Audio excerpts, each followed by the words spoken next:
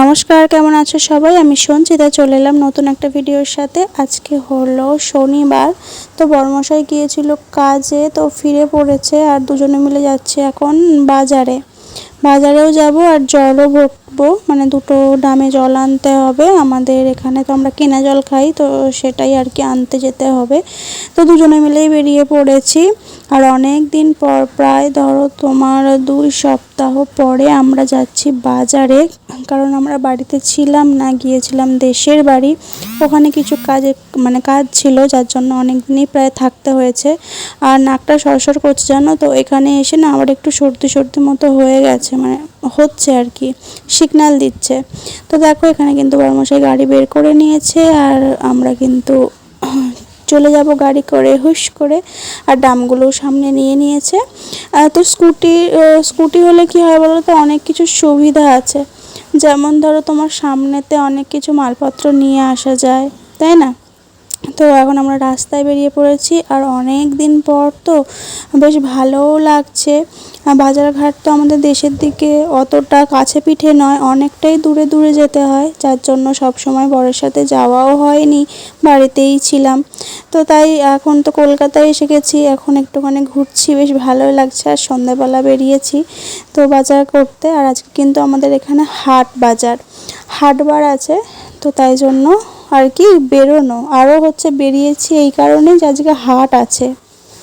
হাটে এসে দেখছি যে গাড়ি রাখারই মানে জায়গা নেই, এত ভিড়। আজকে শনিবারের হাট বলে ওই জন্যই মনে একটু বেশিই ভিড় হয়েছে।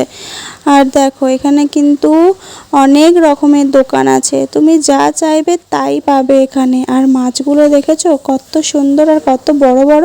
তো আমরা আজকে মাছ টাছ কিছু নেব না, আমরা একটুখানি মাংস নেব, মাংস মানে গিলে মেটে, তারপরে পা যেগুলো হয় সেগুলোই নেব। অনেকে হয়তো তোমরা খাও, আবার অনেকে হয়তো খাও না, কিন্তু আমি আর আমার বরমশাই এগুলো কিন্তু খুবই পছন্দ করি। আর পাগুলো দেখেছো কত পরিষ্কার, পুরো ফ্রেশভাবেই ওরা বিক্রি করে, কোনো নোংরা নয়। তো দেখো অনেকগুলো দোকানে কিন্তু পাশাপাশি বসেছে, আর এই কাকিমার কাছ থেকেই কিন্তু আমরা নিয়ে থাকি আর কি মাংসটা। তো তোমরা কে কে খাও এটা কমেন্ট করে জানিও। আমাদের তো খুবই ভালো লাগে বললামই। তো পরিমাণ মতো নিয়ে নিয়েছি অতটা নেওয়া। তারপরে দেখো এখানে লঙ্কা গুঁড়ো, হলুদ গুঁড়ো কি সুন্দর সব বস্তায় করে প্যাকেট করে নিয়ে বসেছে। তো আমরা এখান থেকে একটু কিছু আদা নেব, আর আদার দামটা এখানে দেখলাম একটু বেশি, যার জন্য আর বেশি করে নিইনি, অল্প করেই নিয়েছি, মানে ওই 4-5 দিন চলার মতো। তারপর এখান থেকে বড়মশাই নিয়ে নিয়েছে লেবু আর কাঁচা লঙ্কা। তো এখন আমরা আর কিছুই নেব না, দেখি ওইদিকে কিছু সবজি টবজি পাই কি না। তো কত দোকান বসছে দেখো। আর বাজারে বেরোলে মেয়েদের তো জানোই একটাই সব জামা কাপড়ের দিকে, জুতোর দিকে, এইদিকে নজর যায়।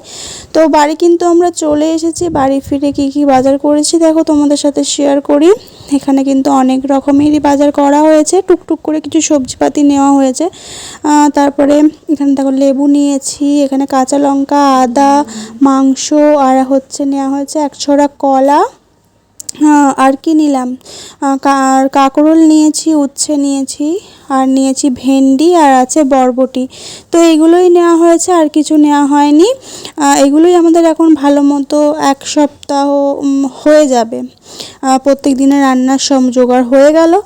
তো ভিডিওটা কেমন লাগলো অবশ্যই কমেন্ট করে জানিও, ভালো লাগলে লাইক কমেন্ট শেয়ার করো, আর অনেক অনেক ভালোবাসা দিও।